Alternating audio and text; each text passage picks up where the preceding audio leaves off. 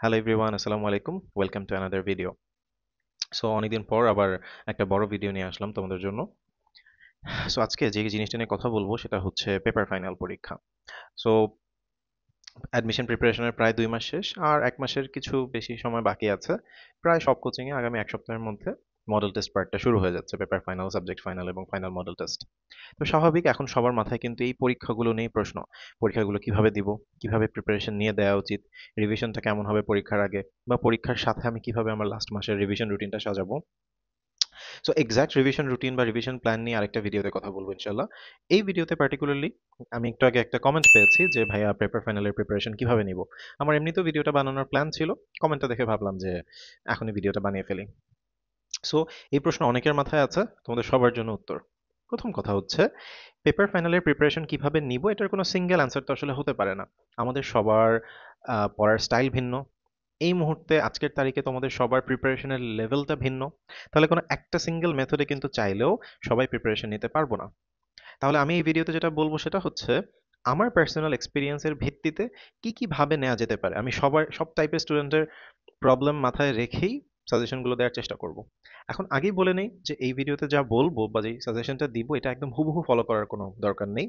তোমাদের প্রত্যেকের আলাদা আলাদা মেথড আছে পড়ার, নিজেদের একটা প্ল্যান থাকে এবং থাকাই উচিত। কারো উচিত না ব্লাইন্ডলি কোনো সাজেশন ফলো করা। সো আমার ভিডিও থেকে আইডিয়া নিয়ে দেন তোমার নিজের প্রিপারেশন, নিজের অবস্থা বুঝে, নিজের মাথায় আইডিয়া থাকবে, সেগুলো একসাথে মিলিয়ে নিজের জন্য পারফেক্ট একটা রুটিন বা প্ল্যান বানিয়ে নিতে হবে।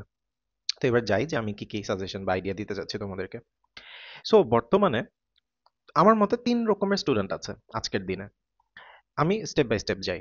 প্রথমে কিছু স্টুডেন্ট আছো তোমরা যাদের সিলেবাস খুব ভালোভাবে শেষ, সবগুলো চ্যাপ্টার পড়া শেষ, প্রিপারেশন কমপ্লিট মোটামুটি, এখন জাস্ট রিভিশন দেওয়ার পালা। তারা কিভাবে পেপার ফাইনালটা দিবা? যেহেতু তোমাদের সবকিছু পড়া শেষ, সো তোমরা সুন্দর করে পেপার ফাইনালের আগে 1 দিন বা 2 দিন, এটা আসলে তুমি কিভাবে রুটিন সাজাচ্ছ সেটার উপর নির্ভর করে, বাট পেপার ফাইনালের আগে সুন্দর করে 12টা অধ্যায়, মানে আমি বোটানি বা জুওলজি টার্গেট করে বলছি, এটা সাবজেক্ট অনুযায়ী তো চেঞ্জ হবে। সো লেটস সে বোটানি বা জুওলজিতে 12টা অধ্যায় আছে, তোমরা একদিনে সুন্দর করে 12টা অধ্যায় রিভিশন দিবে। এবং এখন প্রশ্ন আসতে পারে যে ভাই 12টা অধ্যায় কি রিভিশন দেওয়া সম্ভব একদিনে? হ্যাঁ, ওই যে বললাম, যাদের সুন্দর করে সিলেবাস শেষ হয়েছে তোমাদের পক্ষে সম্ভব একদিনে 12টা অধ্যায় দেখা, তেমন কোনো ব্যাপার না। কিন্তু এই রিভিশনের সময় তোমাদের একটা ইম্পর্টেন্ট কাজ করতে হবে। দেখো, যত দিন যাবে সময় কমতে থাকবে। সময় যখন কমতে থাকবে তখন কিন্তু তোমার রিভিশনের সময়টা কমে যাচ্ছে ইকুয়ালি। তো এখন তুমি যত সময় পাচ্ছ এক একটা চ্যাপ্টার পড়ার জন্য, ধীরে ধীরে কিন্তু এই সময়টা কমতে থাকবে। তাহলে তোমার কি করতে হবে, তোমার রিভিশন দেওয়ার ম্যাটেরিয়ালটাকেও ছোট করে আনতে হবে। আমরা অনেকে এই ভুলটা করি। সেটা কি? যে আজকে 1-1.5 মাস আগে তুমি যেইভাবে রিভিশন দিচ্ছ, 15 দিন পরে, 20 দিন পরে, পরীক্ষার 7 দিন আগে, 3 দিন আগে একইভাবে রিভিশন দেওয়ার চেষ্টা করি। এটা কিন্তু অনেক বড় একটা ভুল। রিভিশনের প্যাটার্ন অবশ্যই আস্তে আস্তে চেঞ্জ হতে হবে। তাহলে করণীয় কি? এই যে আজকে তুমি পেপার ফাইনালের আগে 12টা অধ্যায় যখন পড়বে, প্রত্যেক অধ্যায়তে তুমি জানো যে তোমার কিছু জিনিসে উইকনেস আছে। একটা ছক হয়তো আমার একটু কম মনে থাকে। এই লিস্টটা বা এই উদাহরণগুলো হয়তো আমি পড়লে 2 দিন পরে ভুলে যাই অনেকগুলো। তোমার কি করতে হবে? একটা ডায়েরি মেনটেন করতে হবে যেখানে তুমি লিখে রাখবে কোন অধ্যায়ে তোমার কোন জায়গাগুলোতে উইকনেস আছে। যত ভালো স্টুডেন্টই হই না কেন আমরা কোথাও না কোথাও উইকনেস থাকবেই। এটা স্বীকার করতে হবে এবং নিজের কাছে ওটার হিসাব রাখতে হবে। তাহলে উপকারটা কি? এরপরে যখন ধরো তুমি সাবজেক্ট ফাইনাল দিতে যাবে, সাবজেক্ট ফাইনালে তোমার 12-12 24টা চ্যাপ্টার থাকবে। তখন কি সম্ভব তুমি একইভাবে আজকে যেভাবে তুমি 12টা অধ্যায় পড়ছো, একই সময় ব্যয় করে তো তুমি 24টা অধ্যায় পড়তে পারবে না, তোমার সময় কম দিতে হবে পার চ্যাপ্টার। তখন তুমি কি করবে? ওই যে তোমার কাছে আগে থেকে লিস্ট করা আছে যে আমার এই 24টা অধ্যায়ের কোন অধ্যায়ে কোথায় উইকনেস আছে, আগে সেগুলো সুন্দর করে দেখে নেবে। তাহলে মোটামুটি কনফিডেন্স থাকবে একটা যে না, আমি যেগুলো পারি সেগুলো তো পারি, যেগুলোতে আমার সমস্যা আছে সেগুলো দেখে ফেললাম। তারপরে যতটুকু সময় আছে সেই সময় তুমি বাকি অন্য জায়গাগুলো থেকে কিছু জিনিস দেখলে, প্রশ্ন সলভ করলে। তাহলে যাদের প্রিপারেশন ডান, তারা পেপার ফাইনালে সবগুলো অধ্যায় সুন্দর করে রিভিশন দিয়ে যাওয়ার চেষ্টা করো এবং প্রত্যেক অধ্যায় থেকে উইকনেসগুলো নোট ডাউন করো। গেল। এবার সেকেন্ড ক্যাটাগরি স্টুডেন্ট, অনেকে তোমরা আছো যাদের প্রিপারেশন এখনো 100% কমপ্লিট হয়নি। হয়তো আবারও বায়োলজি এক্সাম্পলে আসি, যে 12টা অধ্যায় হয়তো তোমার 8টা হয়েছে, 9টা হয়েছে, 3-4টা অধ্যায় বাকি আছে। তারা কি করবে? তাদের ক্ষেত্রে আমার সাজেশন হচ্ছে যে, নাম্বার ওয়ান, তোমার সিলেবাস তো কমপ্লিট করতেই হবে। এখন পেপার ফাইনালের আগে তাড়াহুড়া করে আমি 3টা 4টা চ্যাপ্টার শেষ করে পেপার ফাইনাল দিতে যাওয়া, আমার পার্সোনালি এটা পছন্দ না। ওই 3-4টা চ্যাপ্টার পরে আর কখনোই ভালোভাবে পড়া হবে না। আমার সাজেশন কি? যদি তোমার সম্ভব হয়, যদি মনে হয় যে না, পেপার ফাইনালের আগে আমার এনাফ সময় আছে, আমি সবগুলো অধ্যায় শেষ করেই দিতে পারবো, তাহলে তো খুবই ভালো, সেটা তুমি করো। কিন্তু যদি না থাকে, জোর করে জাস্ট পেপার ফাইনালে আমার 12টা অধ্যায় পড়ে বসতে হবে, এই উদ্দেশ্যে আমি সবগুলো কোনোভাবে শেষ করলাম, এটা না করি আমরা। তাহলে কি করব? নাম্বার ওয়ান, পেপার ফাইনাল তুমিও সিরিয়াসলি দিবে। তোমার 9টা 10টা 8টা যেই কয়টা অধ্যায় পড়া হয়েছে, ওই কয়টা অধ্যায় চেষ্টা করবে ভালোভাবে রিভিশন দিয়েই পরীক্ষাটা দিতে। অ্যাটলিস্ট ওই কয়টা অধ্যায় আমি পারি কিনা, আমি যা পড়েছি ওইটা দিয়ে কাজ হচ্ছে কিনা, এইটা তো জাজ করতে পারবে। পাশাপাশি তোমার টার্গেট থাকবে যে আচ্ছা, আমার যে রিমেইনিং 3-4টা অধ্যায়, সেখান থেকে পেপার ফাইনালের আগে অ্যাটলিস্ট 1-2টা অধ্যায় ভালো করে পড়ে ওই 2টা অধ্যায় সহ পরীক্ষা দিই। বাকি 2টা অধ্যায় যদি সম্ভব হয় কিছুটা দেখে যাই, সম্ভব না হলে দরকার হলে একদম না দেখেই যাও। অ্যাটলিস্ট নিজের কাছে তো জানা থাকলো যে আচ্ছা না, আমি 12টা অধ্যায় না, আমি 10টা অধ্যায় পড়ে গিয়েছি, ওই 10টা পারি কিনা দেখি। আর বাকি 2টা বা একটা যেগুলো বাকি থাকবে ওগুলো চেষ্টা করবে কি, সাবজেক্ট ফাইনালের আগে রুটিনের সাথে প্রতিদিন 1-2টা করে রেখে সাবজেক্ট ফাইনালের আগে শেষ করে সাবজেক্ট ফাইনালটা একবার প্রপারলি সবগুলো অধ্যায় পড়ে দিতে। তার মানে আমরা জোর করে শেষ করে পেপার ফাইনালে বসবো না, যেগুলো হয়েছে সেগুলো নিয়েই পেপার ফাইনালে বসবো, সাথে নতুন করে বাকি থেকে 1-2টা নিজেদের সাধ্য মতো শেষ করে ভালো করে শেষ করে বসার চেষ্টা করব। কেন? শুরুতে বলেছি, আবার বলছি, জোর করে তাড়াহুড়ো করে শেষ করলে পরে দেখা যায় এই পরীক্ষার ফ্লোতে একবার মানে ভেসে গেলে ওই চ্যাপ্টারগুলো আর কখনোই ভালো করে পড়া হয় না। এখন ওই চ্যাপ্টার থেকে প্রশ্ন আসলে না পারলে তো বিপদ। আর দুই হচ্ছে, যদি প্রশ্ন নাও আসে শেষ পর্যন্ত, তাও ওই যে মনের মধ্যে একটা ভয় থেকে যাবে যে ওই 3-4টা অধ্যায় আমি ভালো করে পড়ি নাই, পড়া হয় নাই। ওই নার্ভাসনেসটা তোমার পরীক্ষার হলে তোমাকে বিরক্ত করবে, ওইটা এনাফ পরীক্ষা খারাপ করে দেওয়ার জন্য। তাহলে এটা গেল সেকেন্ড ক্যাটাগরি, তোমরা যারা আছো তাদের কি করণীয়। এবার লাস্ট ক্যাটাগরিতে আছে এমন কিছু স্টুডেন্ট যাদের এখনো সিলেবাস অনেকটা বাকি।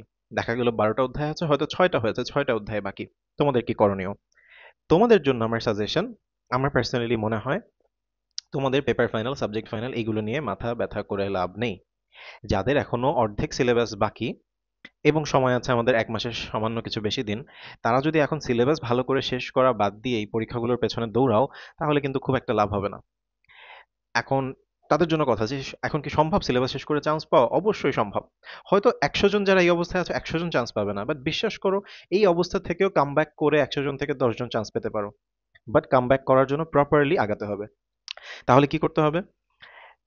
যেহেতু তোমাদের ধরে নিচ্ছি যে 12টার মধ্যে 6টা অধ্যায় বাকি, তোমাদের এখন ডেইলি সুন্দর করে রুটিন সাজিয়ে যত দ্রুত সম্ভব এই রিমেইনিং অধ্যায়গুলো শেষ করতে হবে।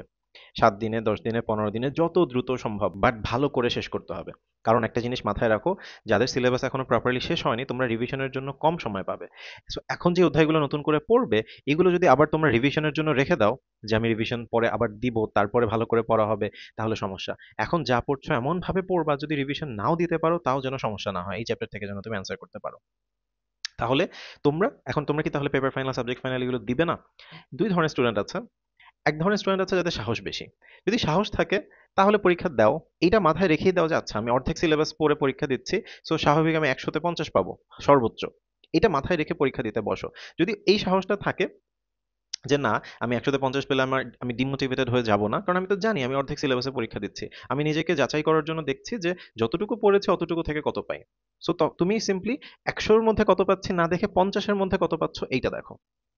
কারণ তুমি জানো যে তুমি অর্ধেক পড়েছো। এই সাহস যাদের আছে তারা পরীক্ষা দাও। আর যাদের হচ্ছে পরীক্ষায় নাম্বার কম আসলে ডিমোটিভেটেড লাগে, তারা পরীক্ষা না দেয়াই ভালো। কারণ এখন তুমি এই অবস্থায় পরীক্ষা দিলে, তুমি যদি 50-এর নিচে নাম্বার পাও, তোমার তো মনে হবে যে 100-তে আমি 50 তুলতে পারছি না, আমি কিভাবে চান্স পাবো? কিন্তু আসলে তো তুমি অর্ধেক পড়ে দিয়েছো, সো তুমি তো 100-তে 100 পরীক্ষা দেওয়াই না, দিয়েছো 50-এর মধ্যে। সো এটা হচ্ছে তোমাদের জন্য সাজেশন। তাহলে তোমাদের মেইন ফোকাস এখন সিলেবাস শেষ করা, পরীক্ষা দেয়া না। কারণ পরীক্ষা জিনিসটা আসেই হচ্ছে প্র্যাকটিস, রিভিশনের জন্য। যাদের সিলেবাস শেষ হয়নি তাদের প্র্যাকটিস বা রিভিশনের এখন খুব একটা প্রয়োজন নেই, আগে সিলেবাসটা শেষ করা জরুরি। সো সিলেবাস শেষ করে তারপরে বাসায় বসে বসে প্রচুর মডেল টেস্ট, প্র্যাকটিস এক্সাম দিতে পারবে, অনেক ম্যাটেরিয়ালস পাবে কোচিং থেকে, তখন সেগুলো করার এনাফ টাইম থাকবে।